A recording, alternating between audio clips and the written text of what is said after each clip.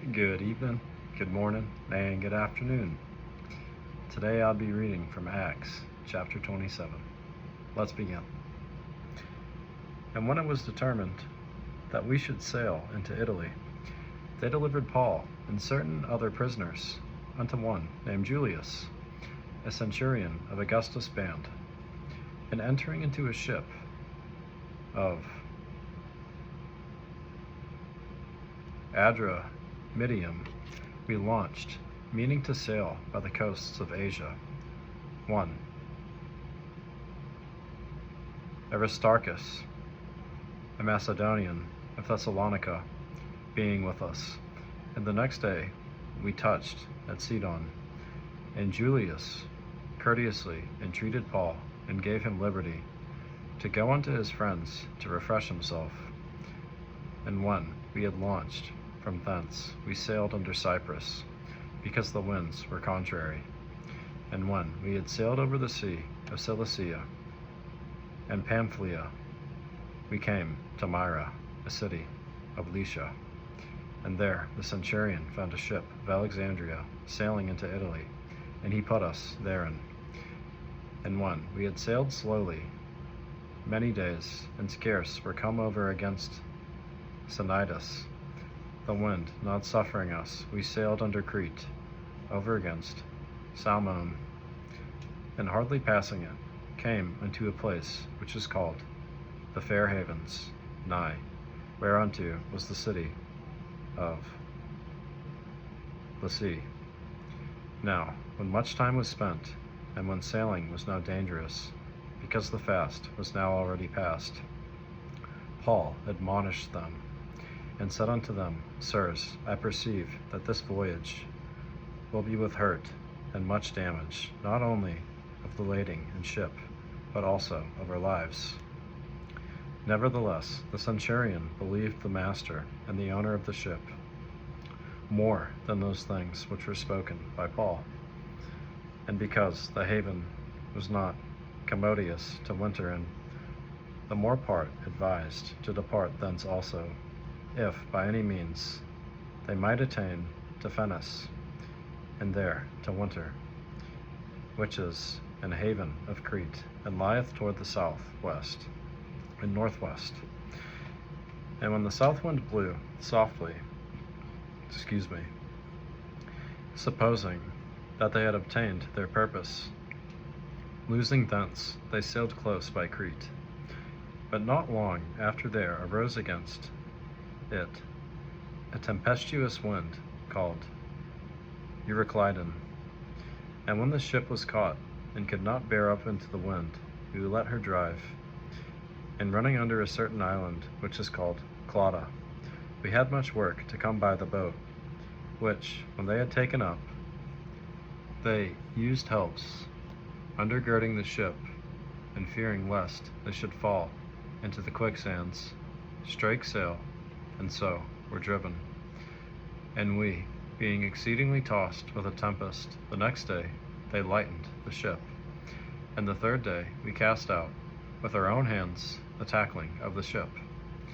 And when neither sun nor stars in many days appeared, and no small tempest lay on us, all hope that we should be saved was then taken away. But after long abstinence, Paul stood forth in the midst of them, and said, Sirs, ye should have hearkened unto me, and not have loosed from Crete, and to have gained this harm and loss. And now I exhort you to be of good cheer, for there shall be no loss of any man's life among you, but of the ship. For there stood by me this night the angel of God, whose I am, and whom I serve, saying, Fear not, Paul, thou must be brought before Caesar, and lo, God hath given thee all them that sail with thee. Wherefore, sirs, be of good cheer, for I believe God, that it shall be even as it was told me. Howbeit, ye must be cast upon a certain island.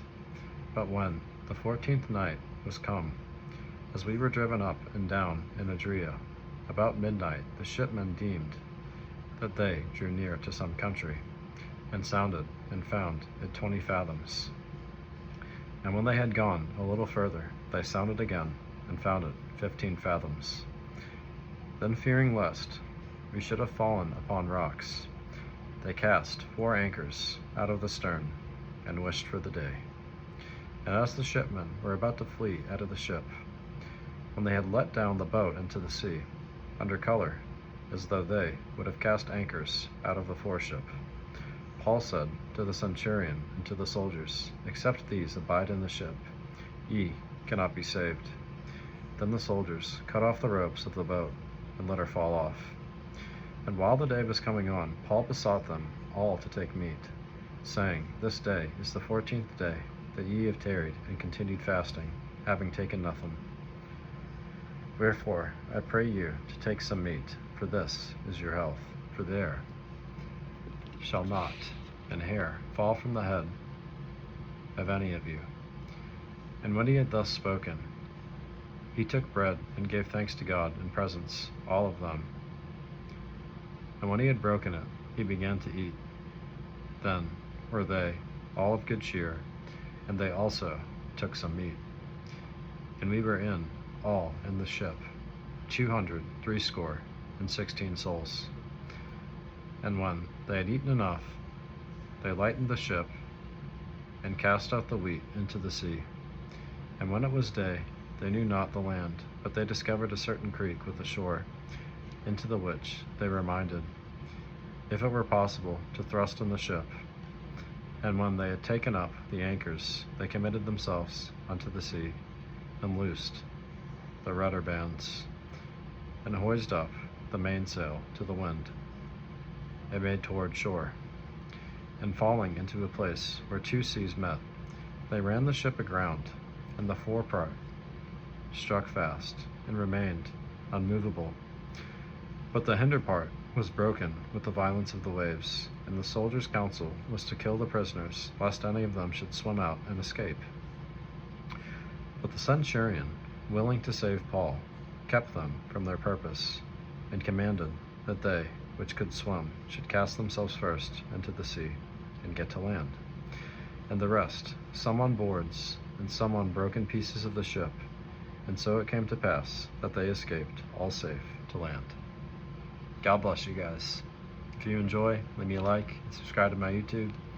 If you don't mind supporting me in my ministry, I'll leave my Cashapp and Venmo in my description. God bless you guys. Thank you.